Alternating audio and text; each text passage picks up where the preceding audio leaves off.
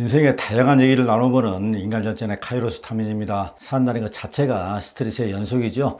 어떻게 하면 끓어오르는 화를 잠재우고 마음의 평화를 이룰 수 있을까요? 어떤 사람은 명상이라고 말하는 마음 챙김을 적극적으로 추천하기도 하고요. 또 어떤 분들은 화가 났을 때 베개를 주먹으로 쳐서 화를 풀라고 말하기도 합니다.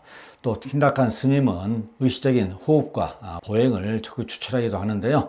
나름 화를 다스리는 방법을 각자 다 가지고 있을 것입니다. 오늘은 화가 났을 때 푸는 방법에 대해서 알아보겠는데요. 그것을 제가 세 가지로 요약을 했습니다. 첫 번째는 잠시 시간을 갖는 것이고요. 두 번째는 걷는 것, 세 번째는 적는 것입니다. 자, 구독과 좋아요 꾹 한번 눌러주시고요. 영상을 제작하는데 큰 힘이 됩니다. 그리고 끝까지 영상 시청해 주시면 정말 감사하겠습니다.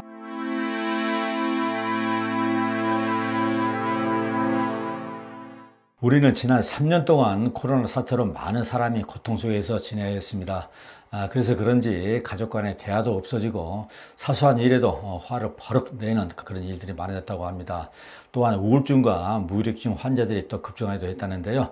이것이 바로 코로나 시기에 생긴 신조어 코로나 블루라는 것인데요. 지금도 많은 사람이 고통에 시달리는 것을 보면 정말 마음이 너무 아파집니다. 이렇게 힘든 세상 살아가면서 화를 내지 않을 수 없겠지요. 어떤 상황에서도 화를 내지 않는 그런 성인 군자는 이 지구상에 아마도 존재하지 않을 것입니다.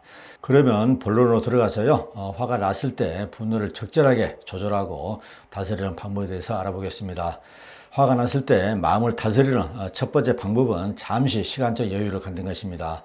여기에는 여러 방법이 있겠지만 의식적으로 그 현장을 피해서 마음을 고르는 방법도 있을 것입니다. 이것은 제가 자주 쓰는 방법인데요. 심호흡을 크게 3번 정도 하는 것입니다. 이 방법을 해보면 알겠지만 효과가 정말 좋습니다. 둘이서 말다툼을 할 때도 유효하지만 어떤 사람에게 따지러 갈 때 쓰면 참 좋을 것 같아요. 예를 들면요, 잔뜩 화가 나서 어떤 사람에게 따지러 가는데 이대로 갔다면 어떻게 되겠습니까? 싸움밖에 나지 않겠지요. 이럴 때는 심호흡을 크게 한 3번 정도 해보세요. 그럼 나도 모르게 신기하게도 화가 풀리는 것을 발견할 수 있을 것입니다. 어느 한쪽에 감정을 수그러뜨리면 다른 한쪽도 거기에 순응하여 감정이 수그러집니다. 헤라클레스 효과라는 말이 있죠. 심리학에서 말하는 분노를 대하는 인간의 마음이라고 할까요?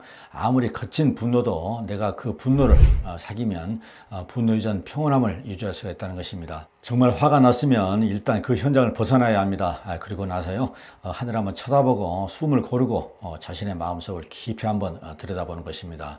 화가 났을 때 마음을 다스리는 두 번째 방법은 몸을 움직이는 것입니다. 이때 가장 좋은 방법은 현장을 이탈해서 걷는 것이에요. 걷기를 하면 화가 났던 마음이 한결 편해짐을 느낄 수 있고 몸 가득히 쌓여있던 분노 에너지를 밖으로 쏟아낼 수가 있습니다. 걷기를 하면서 의식적으로 호흡을 또 빨아들이고 내뱉고를 반복하다 보면 어느새 몸과 정신이 맑아짐을 알 수 있습니다. 이것은 순간적인 분노 속에서 충동적으로 반응하는 것을 피할 수 있도록 도와줍니다. 또 빠르게 달리는 것도 좋은 방법 중에 하나죠. 달리는 것에 온전하게 몰입하다 보면 땀이 흠뻑 나서 화나기 전에 모습으로 다시 돌아오지 않을까요? 네, 화가 났을 때 마음을 다스리는 세 번째 방법은 종이에 뭔가를 적는 것입니다. 이렇게 생각할 수도 있습니다. 화가 잔뜩 났는데 종이에 뭔가를 적는다는 게 말이 되냐고요. 네, 그것은요, 의식적으로 접근하면 못할 것도 없습니다. 누군가에게 그리고 무슨 일 때문에 잔뜩 화가 났을 때는 종이에 그 사람에 대한 욕을 써도 좋고요. 또 화가 풀릴 때까지 지금 상황을 표현해도 좋습니다. 그리고 그 종이를 찢어버리거나 불태워서 자신의 분노를 사깁니다. 세상에서 가장 바보는 부부싸움을 하면서 자신의 재산을 부수는 사람입니다. 한순간에 분노를 참지 못하고 골프채로 자기 집 집기를 부수는 행위를 우리는 가끔 접합니다. 나중에 진정이 되면 얼마나 후회가 될까요? 아이고, 내 돈 조금만 참을 걸, 결국에는 다 내 돈이 들어가잖아? 이렇게 말하고 땅을 치고 후회하는 사람들이 정말 많을 겁니다. 부부싸움 하다가 정말 화가 났을 때는요, 신문지 같은 종이 아니면 벽에 걸린 달력을 아주 갈기갈기 찢어보세요. 나중에 내 돈 안 들어가고 아주 효율적으로 부부싸움을 마무리할 겁니다. 얼마나 현명한 방법입니까? 그렇죠?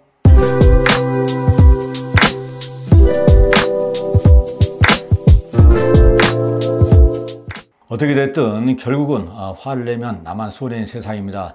순간에 분노를 참지 못해서 큰 범죄로 이어지는 일이 많습니다. 시간이 흐른 뒤 후에 눈물 흘린들 또 무슨 소용이 있겠습니까? 흥분한 뒤에 저지른 일은 내 인생에 오점을 남길 뿐만이 아니라 상대방에게도 씻을 수 없는 큰 상처를 남기지요. 깊게 심호흡하고 3초만 참으면 그야말로 만사형통입니다. 절대 어렵지 않습니다. 실천만이 답입니다. 살아가면서 화내는 일을 최소화하도록 노력해야 합니다. 최소화하는 것보다 그런 화를 내지 않는 여건을 만드는 것이 더 중요하겠죠. 우리나라는 소득은 선진국이지만 정치는 아직 후진국 수준이잖아요. 그런 여파로 화를 많이 내고 분노를 많이 하는 것 같습니다.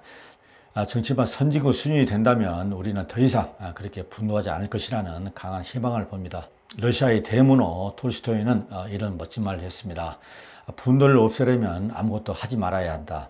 몸을 움직이거나 혀를 움직이는 순간 분노는 더욱 커지기 때문이다. 이 말을 듣고요, 제가 가만히 생각을 해봤는데요. 톨스토이 차가 아주 유명한 악처잖아요. 부부싸움을 할 때 톨스토이가 아주 일반적으로 당했다고 합니다. 그런 우찌보다 경험에서 이런 멋진 명언이 나오지 않았나 생각을 합니다. 화가 풀리면 인생도 술술 풀린다고 합니다. 화, 분노 적당히 잘 조절했으면 합니다. 화를 내면 결국은 그 피해는 나에게 온다는 것을 꼭 명심하시고요. 네, 오늘 방송은 여기서 마칩니다. 시청해주신 모든 분들 감사드리고요. 다음에도 더 멋진 방송으로 찾아뵙도록 하겠습니다. 감사합니다.